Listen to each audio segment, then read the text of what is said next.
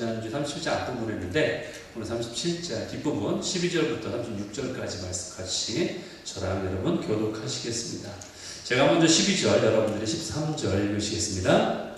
그의 형들이 세겜에 가서 아버지의 양떼를 칠 때에 이스라엘이 요셉에게 이르되 내 형들이 세겜에서 양을 치지 아니하느냐 너를 그들에게로 보내리라. 요셉이 아버지에게 대답하되 내가 그리하겠나이다. 이스라엘이 그에게 이르되 가서 내 형들과 양떼가 다 잘 있는지를 보고 돌아와 내게 말하라 하고 그를 헤브론 골짜기에서 보내니 그가 세겜으로 가니라. 어떤 사람이 그를 만난즉 그가 들에서 방황하는지라. 그 사람이 그에게 물어 이르되 내가 무엇을 찾느냐. 그가 이르되 내가 내 형들을 찾아오니 청하건대 그들이 양치는 곳을 내게 가르쳐 주소서. 그 사람이 이르되 그들이 여기서 떠났느니라. 내가 그들의 말을 들으니 도단으로 가자 하더라 하니라. 요셉이 그의 형들의 뒤를 따라가서 도단에서 그들을 만나리라. 요셉이 그들에게 가까이 오기 전에 그들이 요셉을 멀리서 보고 죽이기를 꾀하여 서로 이르되 꿈꾸는 자가 오는도다. 자 그를 죽여 한 구덩이에 던지고 우리가 말하기를 악한 짐승이 그를 잡아먹었다 하자. 그의 꿈이 어떻게 되는지를 우리가 볼 것이니라 하는지라. 르우벤이 듣고 요셉을 그들의 손에서 구원하려 하여 이르되 우리가 그의 생명은 해치지 말자. 르우벤이 또 그들에게 이르되 피를 흘리지 말라. 그를 광야 그 구덩이에 던지고 손을 그에게 대지 말라 하니 이는 그가 요셉을 그들의 손에서 구출하여 그의 아버지에게로 돌려보내려 함이었더라. 요셉이 형들에게 이르매 그의 형들이 요셉의 옷 곧 그가 입은 채색 옷을 벗기고 그를 잡아 구덩이에 던지니 그 구덩이는 빈 것이라. 그 속에 물이 없었더라. 그들이 앉아 음식을 먹다가 눈을 들어본즉 한 무리의 이스마엘 사람들이 길르앗에서 오는데 그 낙타들의 향품과 유향과 모략을 싣고 애굽으로 내려가는지라. 유다가 자기 형제에게 이르되 우리가 우리 동생을 죽이고 그의 피를 덮어둔들 무엇이 유익할까? 자 그를 이스마엘 사람들에게 팔고 그에게 우리 손을 대지 말자. 그는 우리의 동생이요 우리의 혈육이니라 하매 그의 형제들이 청종하였더라. 그때에 미디안 사람 상인들이 지나가고 있는지라 형들이 요셉을 구덩이에서 끌어올리고 은 20에 그를 이스마엘 사람들에게 팔매 그 상인들이 요셉을 데리고 애굽으로 갔더라. 르우벤이 돌아와 구덩이에 이르러 본즉 거기 요셉이 없는지라 옷을 찢고 아우들에게로 되돌아와서 이르되 아이가 없도다. 나는 어디로 갈까? 그들이 요셉의 옷을 가져다가 숫 염소를 죽여 그 옷에 피에 적시고 그의 채색 옷을 보내어 그의 아버지에게로 가지고 가서 이르기를 우리가 이것을 발견하였으니 아버지 아들의 옷인가 보소서 하매 아버지가 그것을 알아보고 이르되 내 아들의 옷이라. 악한 짐승이 그를 잡아먹었도다. 요셉이 분명히 찢겼도다 하고 자기 옷을 찢고 굵은 배로 허리를 묶고 오랫도록 그의 아들을 위하여 애통하니 그의 모든 자녀가 위로하되 그가 그 위로를 받지 아니하여 이르되 내가 슬퍼하며 수월로 내려가 아들에게로 가리라 하고 그의 아버지가 그를 위하여 울었더라. 마지막 절 같이 읽습니다. 그 미디안 사람들은 그를 애굽에서 바로의 신하 친위대장 보디발에게 팔았더라. 아멘. 오늘 창세기 37장 12절에서 36절 말씀으로요. 제목을 공허한 울림에서 부르심의 소망으로, 영어 제목으로는 From the empty echo to the hope of his calling이라는 제목으로 함께 나누시겠습니다. 오늘 요셉 이야기 이제 계속 진행이 되고 있는데 이제 형들을 보니까 굉장히 분노에 차 있죠, 그렇죠? 예, 요셉을 죽이려고까지 합니다. 아무리 밉다고 해도요, 여러분들 설령 동생이 꾼 꿈이 그렇게 마음에 들지 않다고 해도 그게 자신의 동생을 죽일 정도까지일까요? 좀 이해가 되지 않죠, 그렇죠? 예, 이해가 되지 않아요. 어쩌면 그 꿈 이야기를 들으면 그냥 웃어넘길 수도 있지 않을까요? 너무 황당한 이야기면은 말도 안 되는 이야기지만, 예, 황당하고 말이 안 되기 때문에 그걸 심각하게 받아들일 필요가 없음에도 불구하고 꿈 때문에 죽이려 하는가? 너무 이해가 되지 않습니다. 이 형들이 왜 그토록 요셉을 미워할까? 정말로 만약에 정말로 그 꿈을 진짜로 시리어스하게 심각하게 그걸 받아들인다면 정말 이 꿈이 이루어질 것이 싫어가지고 정말 그렇게 받아들인다면 그렇다면은 그것에 대한 하나님의 뜻이 무엇인지 물어볼 수도 있잖아요. 왜냐하면 하나님 믿는 자들이니까. 그렇죠? 예, 꿈에 대한 해석을 물어볼 수도 있잖아요. 하나님께. 아니면 좀 더 숙고해 볼 수도 있죠. 이게 하나님 정말 뜻일까라고 숙고해 볼 수도 있는데 그건 하지도 않고 하나님께 묻지도 않고 생각해 보지도 않고 그저 동생의 꿈을 심각하게 받아들이면서 그냥 미워한다는 거죠. 예. 좀 우리 삶하고 비슷하죠? 앞뒤가 안 맞아요. 이걸 믿으면은 믿는 대로 해야 되는데 믿으면서도 믿지 않는 것처럼 또 싫어하고 있죠. 이게 앞뒤가 안 맞는 행동을 하고 있어요. 그저 웃어 넘길 수도 있는데 왜 이 꿈 얘기 때문에 죽이려고 하는지 이해가 안 됩니다. 여러분 중에 혹시 여러분 형제들이 있잖아요. 네, 여러분 형제들이 있을 텐데 그 중에 혹시 죽이고 싶을 정도로 묘하는 형제들이 계신가요? 도대체 무엇을 얼마나 잘못하면 죽이고 싶을 정도로 그렇게 묘할까요? 그렇죠? 예. 혹시 뭐 감정이 상하게 하거나 내 감정이 아니면 뭐 순간적으로 뭔가 감정이 올라와서 그렇죠? 예. 그럴 때는 있을 수 있죠. 약간 욱할 수는 있지만 그것이 지속적으로 쟤를 죽이고 싶다라는 마음을 계속 품고 있으면서 한순간의 감정이 아니라 계속해서 쟤를 죽이고야 말아야 되겠다라는 생각을 유지할 수 있다는 건 엄청난 거죠. 이건 사실 그렇죠? 예. 어떻게 형제를 그렇게 죽이려고 계속 하고 있을까? 오늘 본문에 나오는 이 모습을 보면은 이 가정의 불화가 어떤 것인지 이것이 한순간에 그냥 발생한 것이 아니라는 것을 알게 돼요. 그럼 그 근원을 어디서 찾을 수 있는가? 바로 이삭과 리브가의 가정으로부터 올 것을 올라가요. 이삭과 리브가 그렇죠? 그 이삭은 큰아들 에서를 좋아했죠. 예. 아버지 이삭은 큰아들 에서를 더 좋아했습니다. 편애한 거죠. 반면에 아내인 리브가 집안에만 있었던 누구요? 야곱을 더 좋아했어요. 그렇죠? 자신을 도와주고 집에서 함께 있었던 야곱을 더 좋아했습니다. 물론 그렇다고 해서 이러한 편애가 에서와 야곱의 갈등의 시작의 근본적 근원은 아니에요. 물론 어느 정도 도움은 줬지만 그거를 일으킬 수 있는 영향은 미쳤지만 근본적인 건 뭐예요? 워낙에 야곱이 간사하게 행동을 했잖아요. 그렇죠? 예, 간사하게 행동을 했기 때문에 형 에서가 죽이려고 했던 거죠. 그렇죠? 결국 자업자득의 결과로 본인이 한 거에 대한 열매를 거두게 된 거예요, 사실 야곱은. 그러면서 야곱이 그 뒤에 시간이 지나면서 또 어떤 모습을 보이나요? 본인이 가서 14년 동안 일관되게 한 사람만 집중적으로 추구하죠. 누구? 라헬을 추구합니다. 그렇죠? 예, 집념이 대단하죠. 집념을 넘어서서 이거는 사랑이라기보다는 집착에 가까운 그러한 14년 동안 엄청난 거예요. 한 사람을 얻기 위해서 14년을 계속 꾸준하게 그 마음이 없어지지도 않고 나중에 힘들다고 아예 그냥 말지 뭐 이럴 수도 있는데 14년을 끝까지 갔단 말이죠. 이러한 사랑은요, 건강한 사랑이라기보다는 어떤 건강한 사랑은 서로 간에 인격적으로 독립도 시켜주고 서로 간에 자율적으로 서로 이렇게 독립된 상태에서 사랑을 나눠야 되는데 이렇게 소유하려고 하고 내가 그 사람을 뭔가 가지려고 하고 집착하는 거잖아요. 그러니까 이것이 건강한 사랑이 아니라는 거죠. 그러다 보니까 라헬이 어떤 일까지 벌여요. 라헬이 그렇게 자기를 사랑해 줌임에도 불구하고 그렇죠? 그럼에도 불구하고 레아와 어떤 전쟁을 벌입니까? 어떤 경쟁을 벌여요? 출산 경쟁을 벌이죠. 우리가 듣도 보도 못한 출산 경쟁을 벌이는 거예요. 서로 아이를 낳으려고. 그러니까 결국 이것이 건강한 관계가 아니었다라는 것을 분명히 알게 되는 거예요. 이런 관계를 통해서.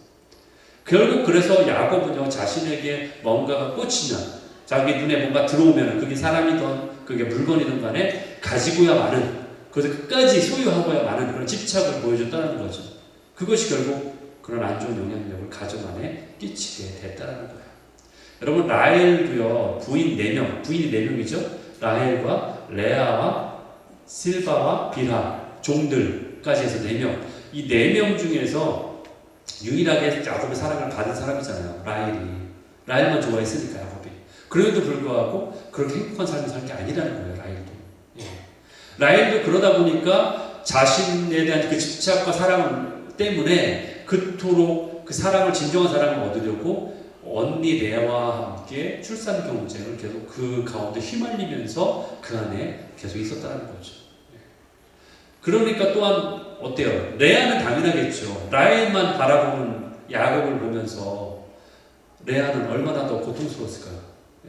자기한테 사랑을 돌리기 위한 그 노력 얼마나 힘들었을까요? 그런데 그들은 레아는 그나마 좀 더 나은 편이죠. 누가 더 힘들었을까요? 종들. 비라와 실바는 어땠을까요? 그들이 낳은 아이들 어떤 대우를 받았을까요?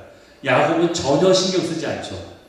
예, 여종애를 통해서 낳은 아이들은 자기 자녀들처럼 취급을 거의 안 하는 거예요. 거의 자기 눈에 들어오지도 않아요. 누구만 보여요? 오늘 보면 누가 채색 옷을 입었어요? 오직 요셉이에요. 누구 아들이니까? 라헬의 아들이니까. 그러니까 다른 자녀들은 눈에 보이지 않는 거예요. 그들은 취급도 안 되는 거예요.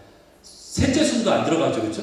라헬이 최고 1순위, 그 다음이 레아 되고, 그렇죠? 그 다음이 비라하고 실바잖아요. 이렇게 종들이잖아요. 이런 상황 가운데 있으니까 얼마나 비라와 실바는 얼마나 또 속상했을까요? 그리고 그들의 자녀들은 야곱에게 있어서 존재감조차 없는 자식들이었어요. 마치 흥길도 아버지를 아버지라 부르지 못하는 약간 그런 느낌이 나는데 뭐 아버지라고 불렀겠죠. 근데 그와 같다는 거죠. 여러분들 그 400명의 군사를 에서가 이끌고 왔을 때 야곱이 어떻게 했는지 우리가 한번 다시 한번 회상해 보기 원합니다. 창세기 33장 1절 2절 보면요. 저기 제가 번호를 매겨놨어요. 2절에 보면은 번호가 뭐냐면 맨 앞에다가 세운 게 1순위예요. 1순위가 좋은 게 아니라 말하자면은 제일 죽임을 당할지도 모르니까 제일 앞에다 세우는 거예요. 방패막이로. 에서가 400명을 이끌고 오는데 혹시 죽일지 모르니까 제일 앞에 세운 게 저 1순위예요. 누구예요? 여종들과 그 자식들. 네. 그 다음 두 번째가 누구예요? 레아와 그의 자녀들. 맨 마지막 자기와 라헬은 맨 뒤에 있었다고 돼 있죠. 그렇죠? 이와 같이 차별을 둔 거죠. 이런 야곱의 배치가 무엇을 의미하는지는 그 맨 앞에 서 있었던 그 당시에 서 있던 여종들과 그의 자녀들은 뼈저리게 느꼈을 거예요. 그 당시에. 딱 세워지는 순간, 아, 이거구나. 이런 속상함이 쌓이고 하다 보니까 분노로 남는 거고요. 이 분노가 결국 마음의 쓴뿌리로 남게 된 거예요. 이들 마음 가운데, 자녀들께도. 여러분, 우리 가정의 모습을 봐도 충분히 알죠. 어머니와 아버지 관계에서 만약에 어머니가 막 상처를 당해. 그러면 자녀들이 그걸 느끼잖아요. 그렇죠? 그 어머니가 당하는 고통이나 아픔들을 자녀가 느낍니다. 그러면 고스란히 그게 자녀에게 가는 거예요. 고스란히 남게 되는 거죠. 그 고통이. 결국 그것을 알게 된다는 거예요. 결국 레와 또는 비라와 실바의 자녀들은 자신의 어머니의 모습을 보면서 야곱, 자기 아버지로부터 사랑받지 못하는 관계라는 것을 분명히 봤죠. 분명히 느끼고 있고 그러면서 그 부당한 대우와 그런 잘못된 관계 안에서 받았던 상처들이 결국 자녀에게 고스란히 전달됐다는 거예요. 자녀에게 전달된 거죠. 엄마의 한과 분노를 어렸을 때부터 너무나 자연스럽게 보아왔고 들어왔고 경험해 왔기 때문에 자녀들이 똑같이 느꼈다는 거예요. 그런데 이럼에도 불구하고 여전히 눈치 없고 여전히 변하지 않는 야곱은 어떻게 해요? 요셉만 해바라기처럼 바라보죠. 요셉만 좋아하죠. 그에게 채색 옷을 입히고, 채색 옷은 귀족들이 입는 옷, 왕족들이 입는 옷이에요. 그 옷을 해 입혔다는 얘기예요. 그러니까 그 당시에 염색 문화가 그런 것들이 기술이 발전하지 않았기 때문에 그냥 흰색 옷을 입거나 단색 옷을 입는데 채색 옷을 입혔다는 얘기는 엄청난 옷을 혼자만 딱 입힌 거예요. 얼마나 눈에 탁 튀겠어요. 12명 중에 한 명만 딱 채색 옷을 입고 있으면은 여러분 만약에 내 형제들이 있는데 한 명만 딱 그렇게 입혀놓으면은 나는 뭔데? 이런 생각이 들죠. 그렇죠? 당연한 얘기죠. 그렇게 야곱이 하고 있으니까 그 모든 쓴뿌리가 타겟이 누구에게 하겠어요? 요셉에게 하겠죠. 당연히 그 증오가. 그런데 이런 상황을 잘 파악하지 못한 어린 요셉이 황당한 꿈 얘기도 모자라서 그것을 형제들한테 그냥 해버린 거예요. 그 얘기를, 꿈 얘기를. 그들의 아킬레스건을 막 건든 거예요. 이것이 말하자면 추리거예요. 추리거. 방아쇠. 심리학 용어에도 있어요. 추리거. 그 사람에게 그게 추리거예요. 그 사람이 그걸 딱 건들면 그게 작동하는 거예요. 그래서 총알이 발사되는 것처럼 그게 안 좋게 작동하는 거죠. 정상적인 사람이라면 아무렇지 않게 넘길 수 있는 이야기인데 그 꿈 이야기가 그들에게 그게 추리거가 된 거예요. 말하자면 연약한 부분인 거예요. 그러니까 그걸 건드려버린 거죠. 요셉이 꿈 이야기를 하는데 어떻게 얘기해요? 내가 꿈을 꾼즉 해와 달과 11별이 나에게 절했다. 이렇게 얘기하죠. 자, 해석을 해봅시다. 해가 누굴까요? 아버지죠. 아버지, 야곱이죠. 그러면 나머지 11명은 누구예요? 요셉을 뺀 나머지 11명의 형제들이겠죠? 그럼 달은 누구일까요? 이 부분에서 걸리는 거예요. 달이 누구예요? 예? 어떤 어머니요? 어떤 어머니? 이 어머니 맞죠? 4명이잖아요. 어떤 어머니? 여기서 걸리는 거예요. 어떤 어머니? 지금 라헬은 죽었어요. 그렇기 때문에 라헬은 제외되겠죠? 그럼 레아가 그 다음 순위 되겠죠. 그렇죠? 그런데 여기서 달이라고 했을 때 달도 물론 결혼했으니까 기분은 나빴겠지만 그 달이 누군가 과연? 그럼 과연 그 정식 부인의 역할을 할 수 있는 대상이 누구냐는 것이 머릿속에 떠오르게 되죠. 그러면 우리 엄마는 정식 부인인가? 아니면 부인 취급도 당하지 않는? 해당되지 않는 그러한 사람인가? 이러한 추리버가 아킬레스건이 건드려지는 거예요. 요셉의 이 꿈 한마디가. 결국 이런 것들이 아픈 옛날의 과거들이 다시 리마인드 되는 거예요. 다시 상기되는 거예요. 쓴뿌리가 다시 떠오르는 거죠, 자연스럽게. 요셉이 의도한 건 아니에요. 그러나 그것들이 자연스럽게 브링업 되는 거예요. 다시 나오게 되는 거예요. 결국 이러한 요셉의 행동을 통해서 자신의 어머니 존재가 무시돼 버리는 느낌을 받는 거죠. 아, 내 어머니마저도 너에게 절하는 존재구나. 그래, 맞아.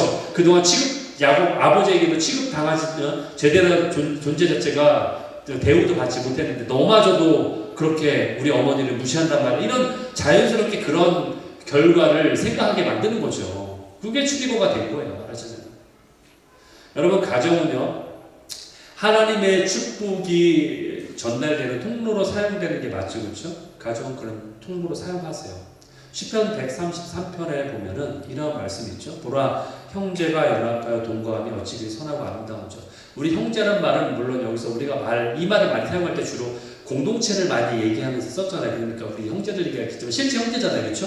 실제 형제는 가정을 얘기하잖아요. 형제가 함께하면 얼마나 선하고 아름다운지. 머리에 있는 보배로운 기름, 머리에 보배로운 기름이 부어지죠. 제사장은 기름 부음을 받잖아요. 그 얘기죠. 그 기름 부음이 아론이 제사장이잖아요. 아론의 수염을 따라서 머리에서 흘러서 이 수염을 따라서 흘러내리고, 그리고 옷을 입었죠. 제사장 옷을. 그 옷깃에까지 내림갔다. 이 얘기는 뭐예요?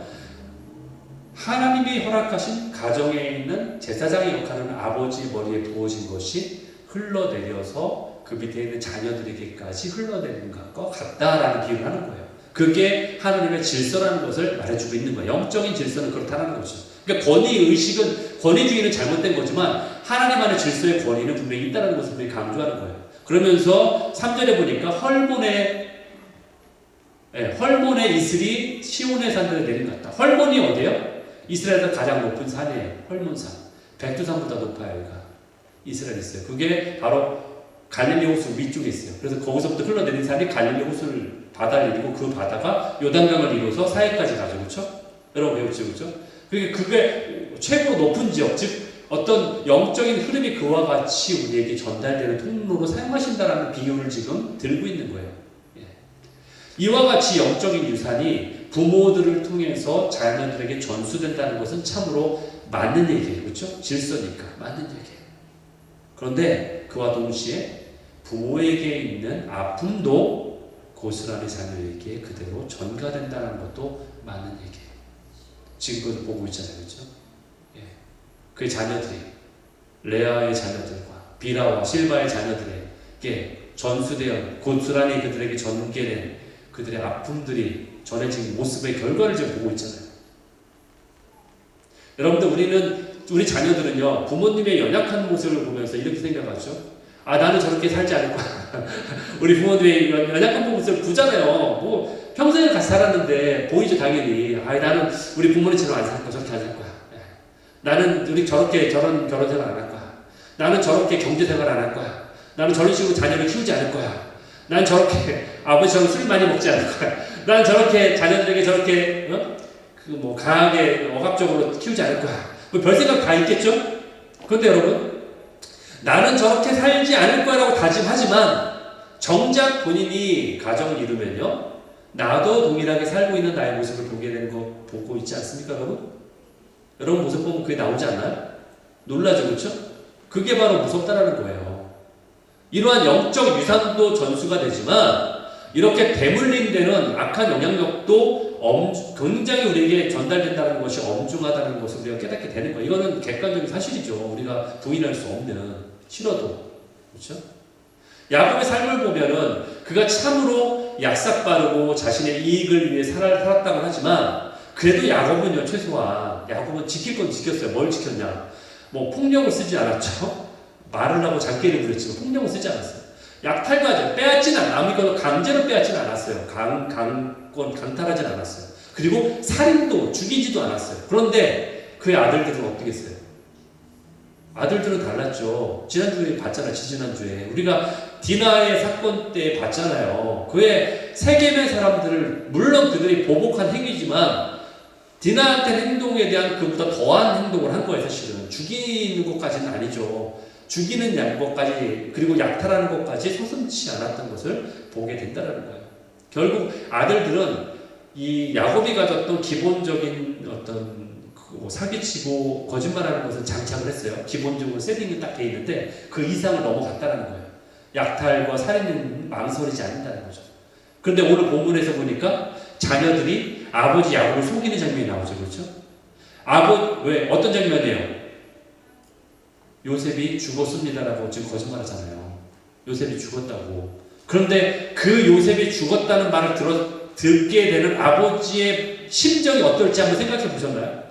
어땠을까요? 그 요셉만 바라보고 이제는 라헬마저 죽었기 때문에 라헬의 자녀인 그 요셉을 바라봤던 아버지의 마음이 어땠을까요? 채색옷을 입힐까지 물론 그게 편이긴 하지만 옳은 마음은 아니지만 그래도 온 사랑을 다 쏟았기 때문에 이 아이가 죽었다는 얘기를 들었을 때 얼마나 미어지고 아버지도 거의 죽을 심정까지 됐을까요? 그렇죠?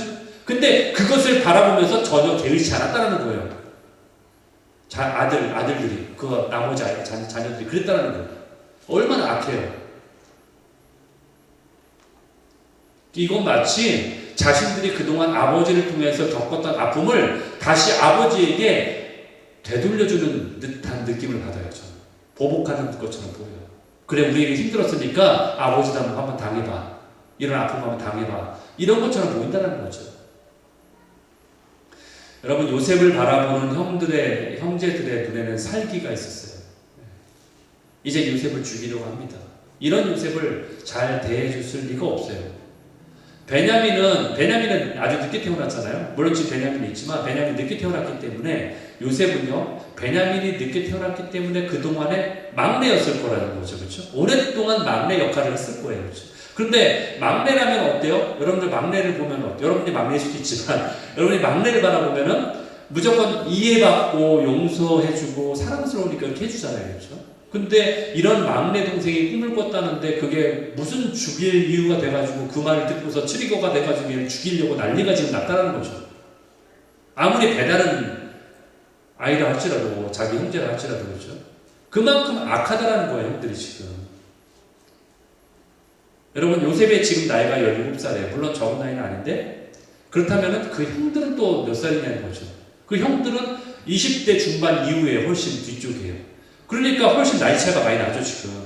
그러면 장성하고 이미 성숙한 이 성인이 된 20대 중반을 넘어선 이 형들이 뭐가 그리 아쉽고 뭐가 그렇게 시기가 나고 뭐가 그렇게 용서를 못해가지고 아직까지도 정상적인 가정이라면 이러지 않을 텐데 동생을 죽이지 못해가지고 난리가 난 거죠.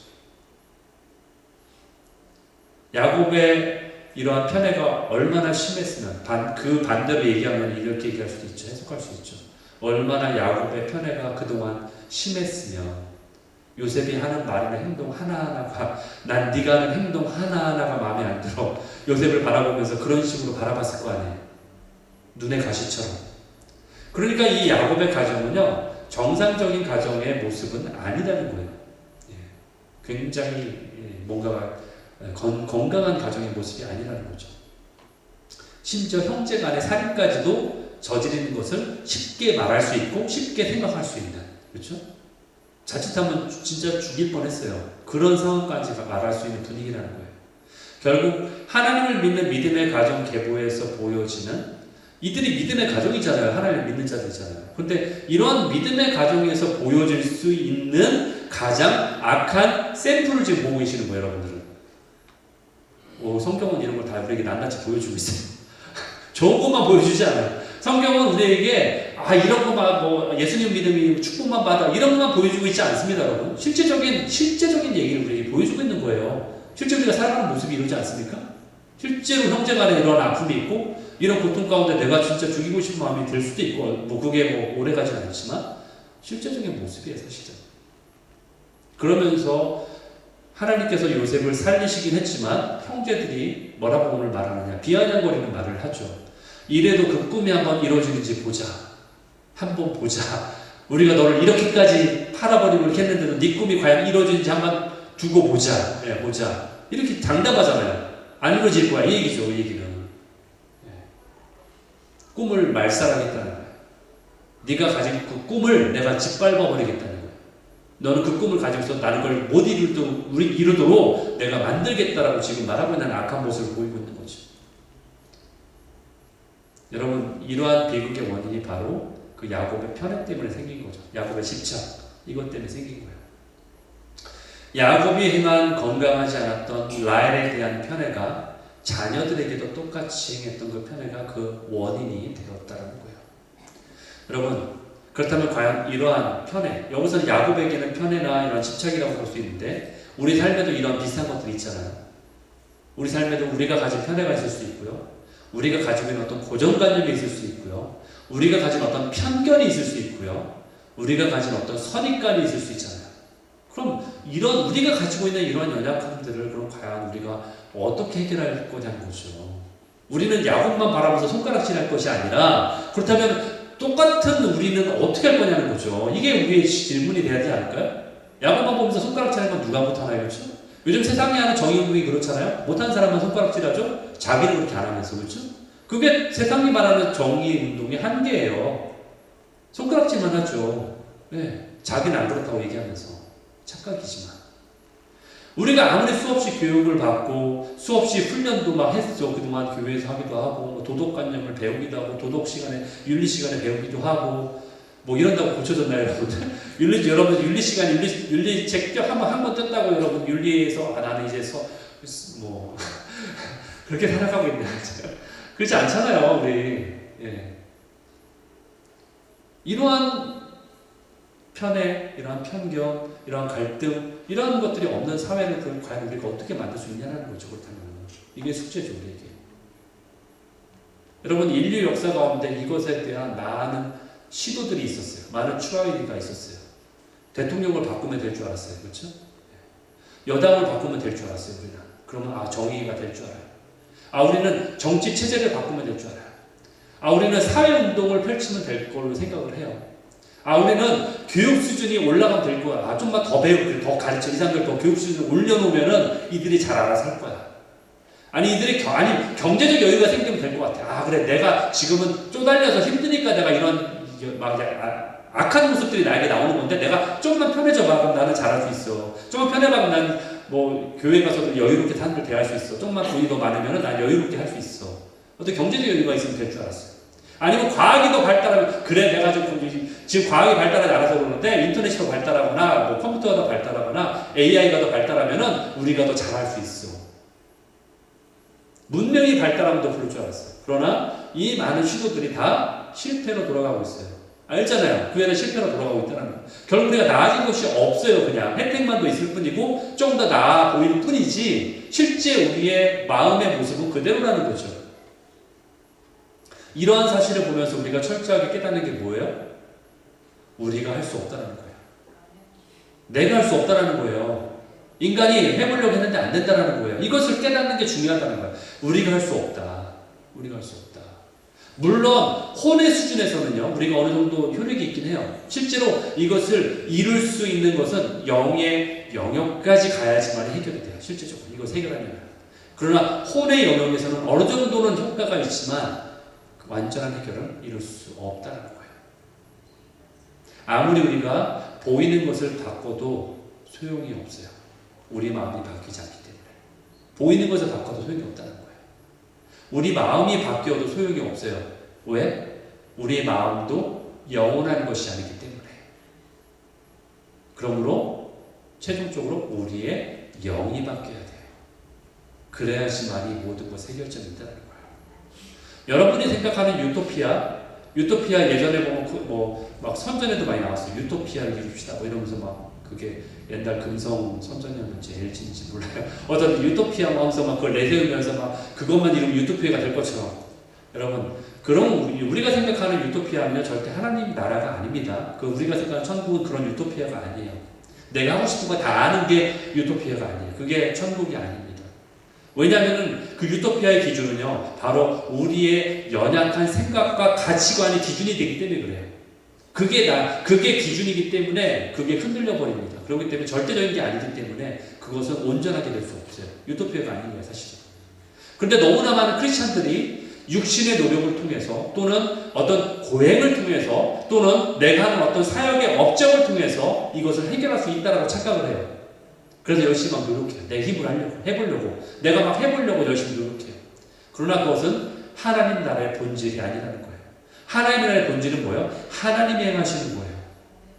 내가 하는 것이 아니라 하나님이 행하시는 거예요. 그렇기 때문에 우리가 속지 말아야 될 것은 그러한 어떤 방법론적인 것에 너무 많은 가치를 우리가 부여할 필요가 없다. 거기에 너무 의존할 필요가 없다는 거예요. 오늘 요셉의 이야기에 나오는 이러한 비극적인 사건, 이 편견, 이러한 것들을 극복하는 것이 이 땅에는 없다는 것을 우리가 알게 된다는 거예요. 만약에 있다면은 그것은 단지 우리에게 약간의 유익을 주는 방법이에요. 그래서 그것에 대해 성경은 이렇게 말하고 있어요. 디모데전서 4장 8절에 보니까 뭐라고 나왔어요? 디모데전서 4장 8절에 육체의 연단은 뭐다? 약간만 있다. 네, 약간만 있다. 여러분들이 육체적으로 뭔가 하는 거는요, 약간만 그러니까 유익이 없다는 게 아니에요. 그걸 부인하는 게 아니라 유익이 있지만 완전한 해결책은 아니고 약간의 유익이 있다. 예. 그러나 경건은 범사에 영원까지, 이생과 내생까지 약속이다.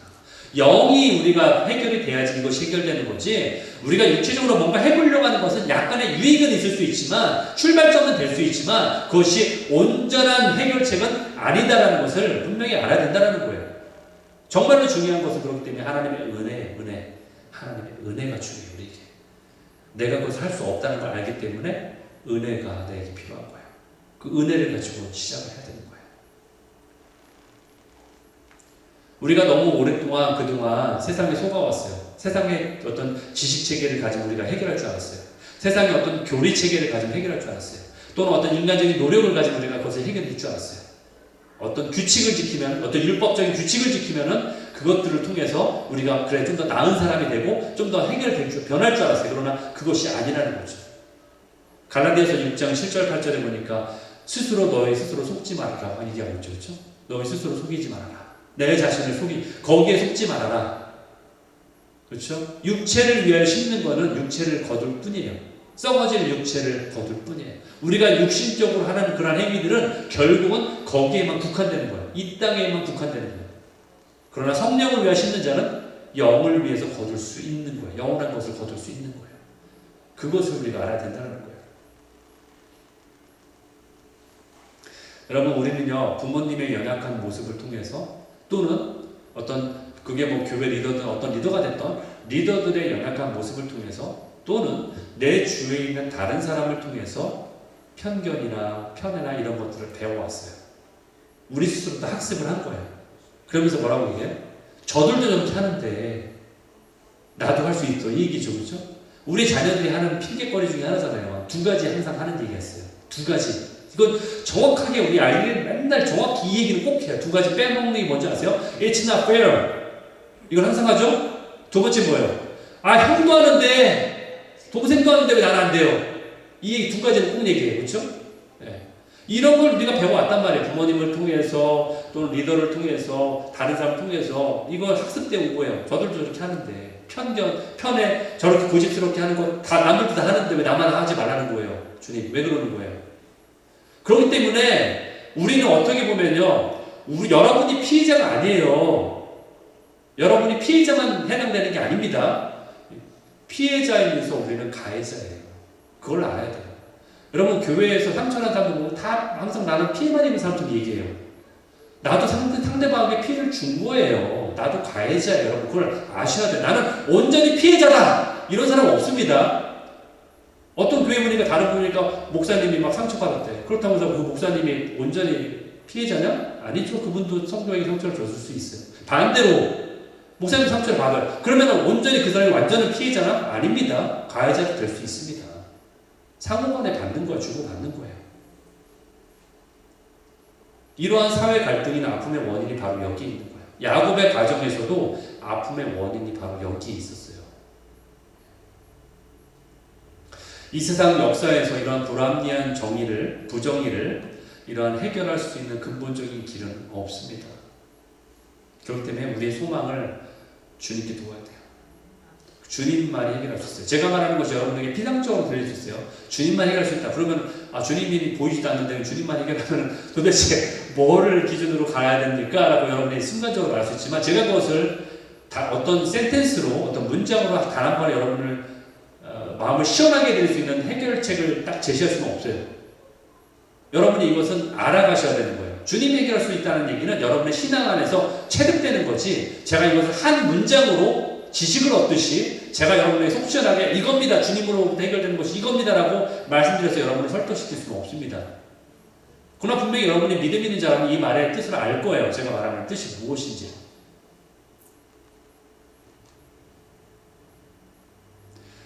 아무리 뿌리 깊은 갈등의 문제를 할지라도 주님 안에 거하는 자는 그것들이 해결이 됩니다. 물론 다가 완전히 한꺼번에 원타임에 완전히 한꺼번에 확 해결되는 일이 거의 없어요. 예. 서서히 그 일을 경험해 가는, 회복되는 길을 가는 거예요. 그게 바로 무슨 과정이다? 성화의 과정이다.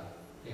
성화의 과정이요. 무슨 막 죄송해요. 제가 우리 교회인데 이런 얘기를 해서 무슨 막 이렇게 딱 다리 꼭 앉아가지고 이렇게 하고 있는 게 누가 이렇게 하고 있죠? 이렇게 하고 앉아가지고 이런 경지에 가다는 해탈하는 경지에 이런 사람이 되는 게 성화의 과정이라고 얘기하는 게 아닙니다. 성경이 말하는 거는요. 그게 아니에요. 그게 해탈의 경지에 오르고 막 죄가 하나 없고 뭐 이런 사람 없어요, 이 땅에. 그 고행이 아니에요. 그런 돌을 닦는 게 아닙니다.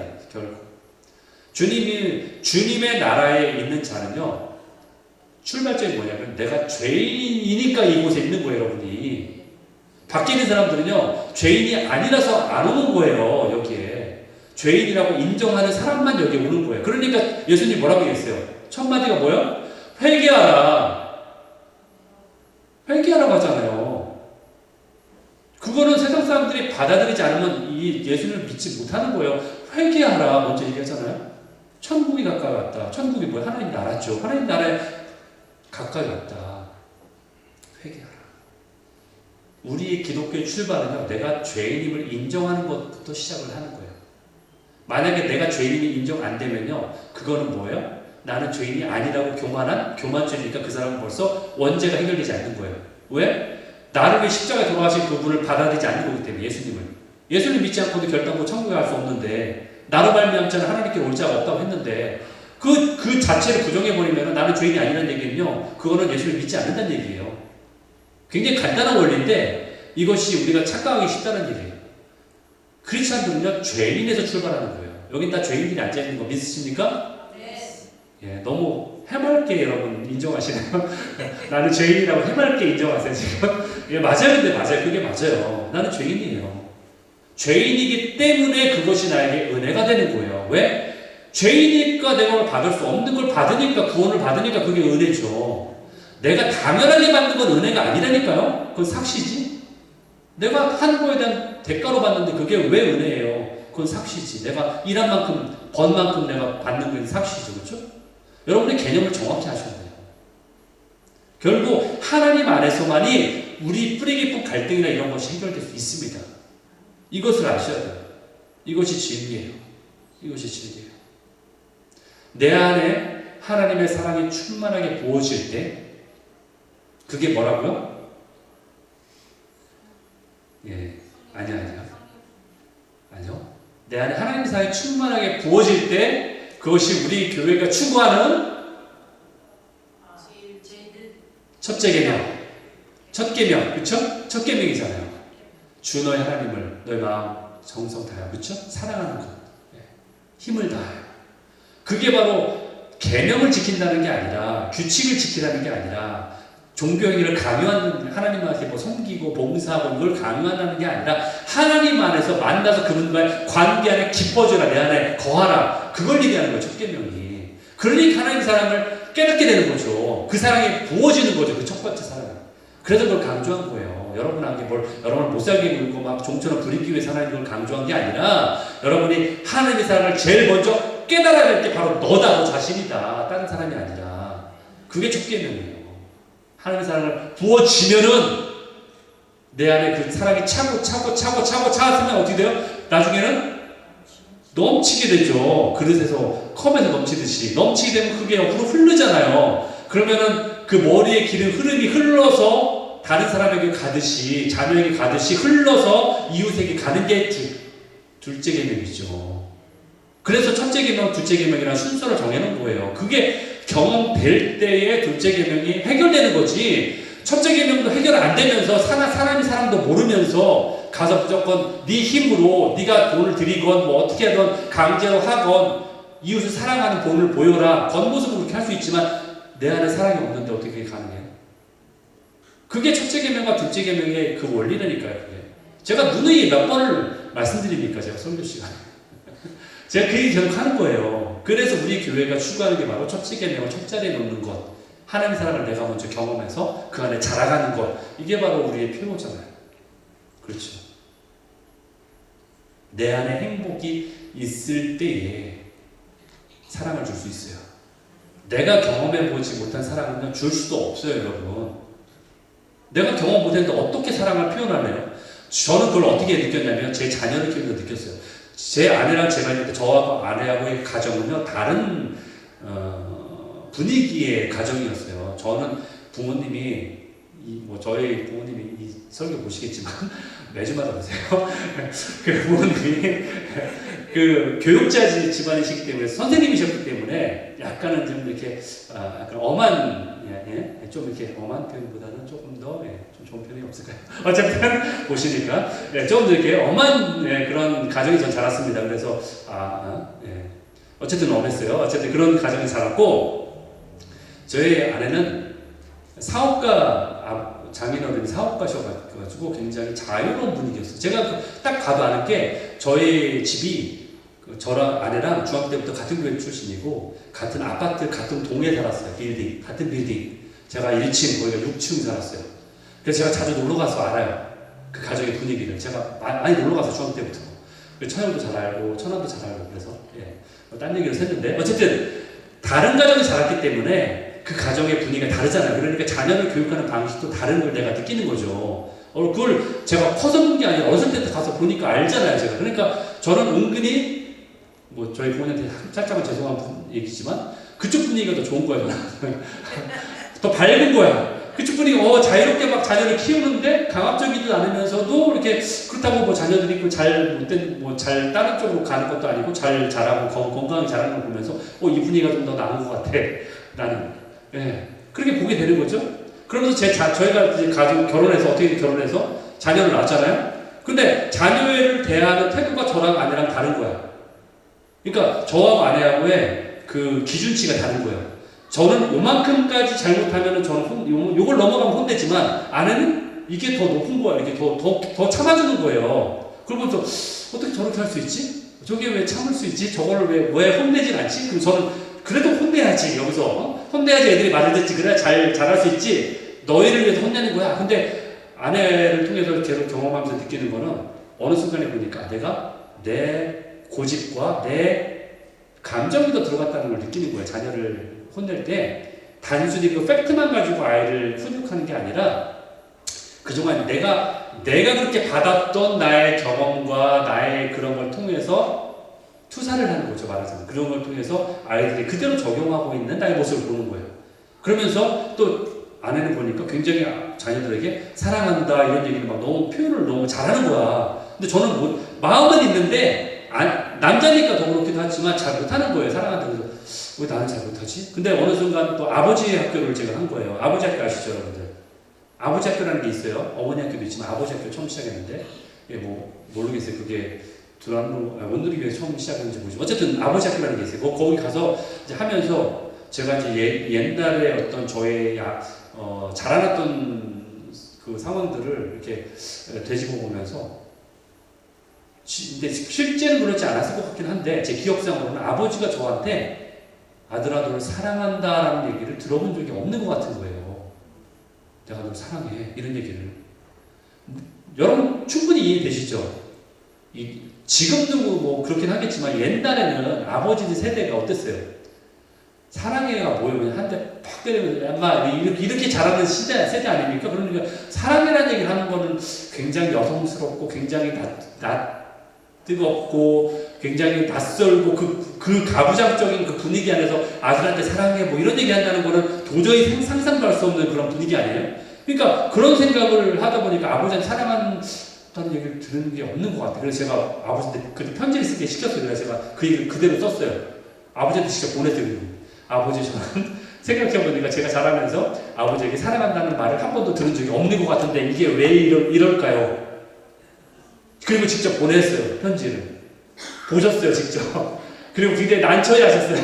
그 다음 만났는데 굉장히 난처해 하시더라고요. 그러면서 사랑한다는 얘기를 하시려고 하시더라고요. 저한테. 그 나이가 드셨는데도 불구하고. 그래서 저도 쑥스러웠지만 그래도 저는 그 다음에 어떻게 했냐. 저희 자녀들에게 사랑한다는 얘기를 표현을 해요.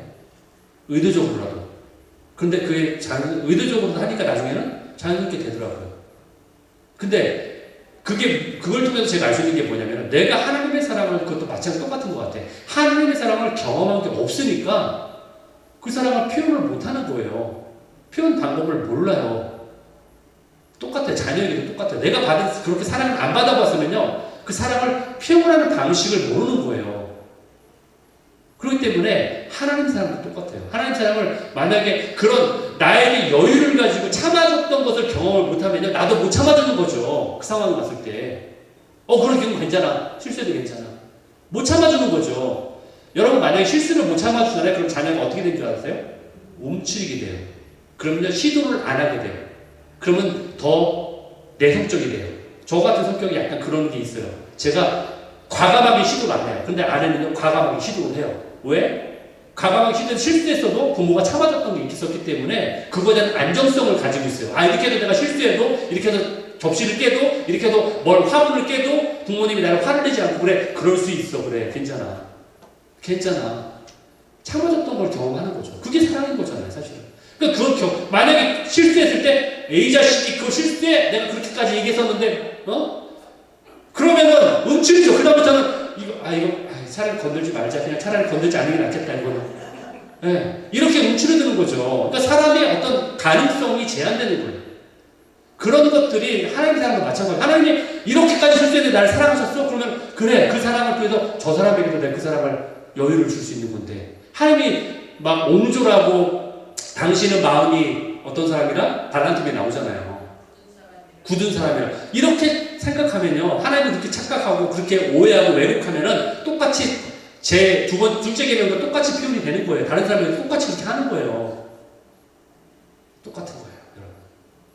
하나님 나라를 여러분이 먼저 경험하셔야 그렇기 때문에 만약 그동안 그것의 어떤 일부분만 경험하셨다면 또 깊이와 그 높이와 길이와 넓이와 깊이를 알게 해주십시오라는 기도의 제목이 있잖아요. 에베소서에 그렇죠? 네. 그것처럼 여러분이 기도하셔야 돼요. 그 사랑의 높이와 길이와 깊이와 길이를 알게 해주세요.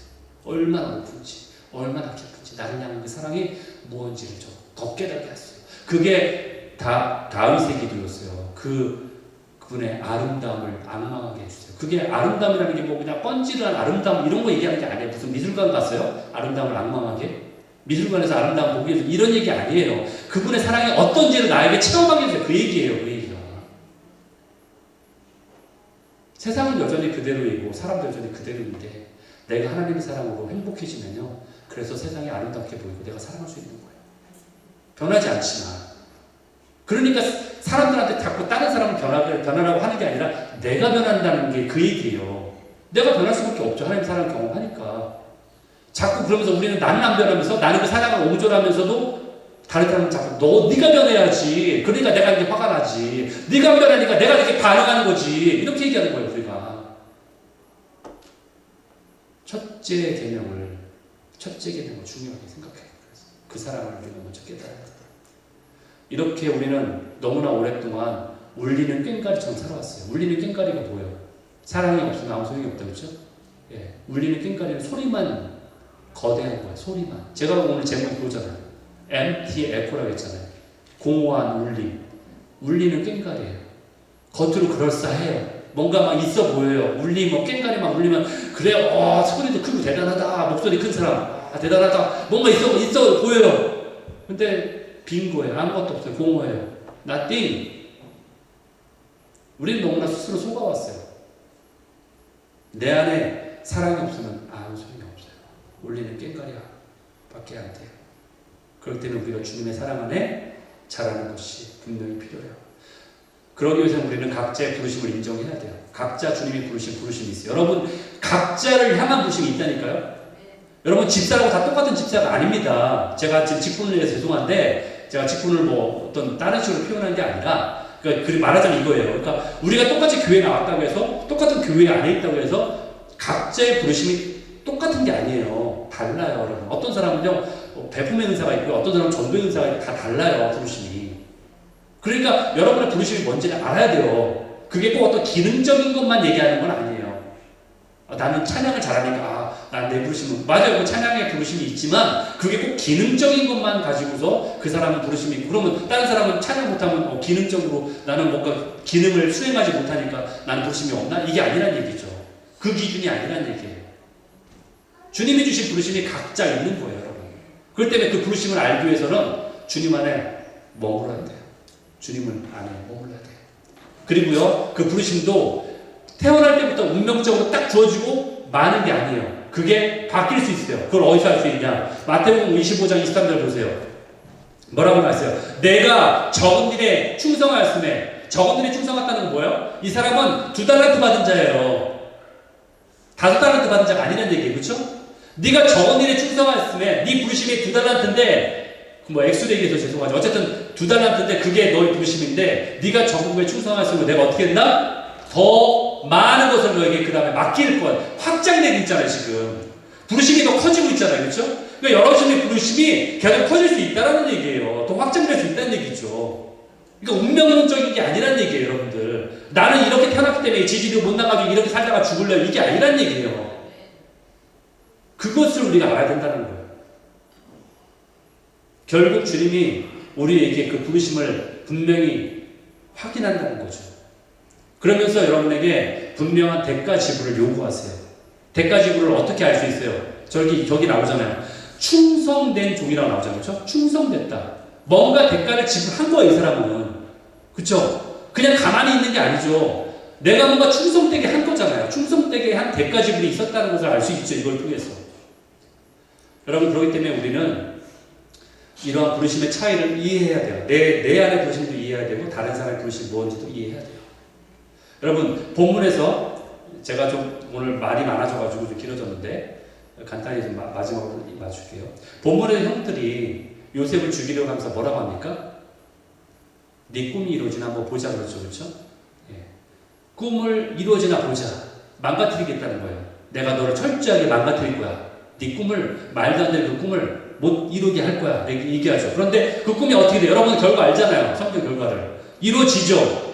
이루어지죠. 왜 이루어지는 거라고 생각하세요? 왜 이루어져요? 그 꿈이 하나님으로부터 온 꿈이니까 이루어지는 거예요.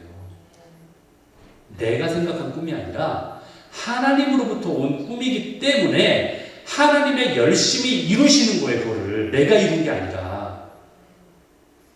만약에 여러분이 가진 꿈이요, 여러분이 가진 부르심이 하나님으로부터 온 꿈이라면은, 부르심이라면은 여러분이 아무리 어떤 짓을 해도 이루어진다라는 거예요. 하나님이 열심히 이루신다라는 거예요. 아무리 옆에서 방해 공작을 하고 여러분의 꿈을 말살하려고 진 누르려고 해도 이루신다라는 거죠, 하나님이. 그 소망을 가지시라는 거예요. 지금 환경을 바라보지 마시고, 요셉이 환경이 계속 좋았나요? 계속 안 좋은 상황으로 계속 최고 밑바닥으로 가면서 결국 꿈이 이루어졌어요. 하나님이 이루신 거죠. 요셉이 이룬 게 아니잖아요. 하나님부터 온 꿈이라면, 그게 하나님부터 부르심이라면 그 꿈은 이루어집니다. 여러분, 이러한 자로 주님 앞에 살아가신 여러분 되시기를 축원합니다. 아멘. 다 같이 일어나셔서